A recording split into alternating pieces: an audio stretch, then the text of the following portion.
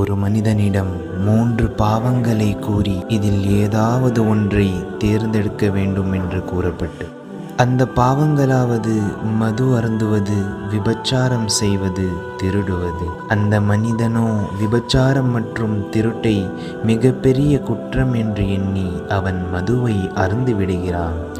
அவன் எதை மிகப்பெரிய குற்றம் என்று எண்ணி விட்டுவிட்டானோ அப்படிப்பட்ட விபச்சாரத்தையும் திருட்டையும் அவன் மது அருந்திய பின்பு செய்து விடுகிறான். மது அருந்திய பின் மனைவி யார், மற்ற பெண்கள் யார் என்று தெரியாமல் மானக்கேடான செயல்களின் பக்கம் சென்று சீரழிந்து விடுகிறான்.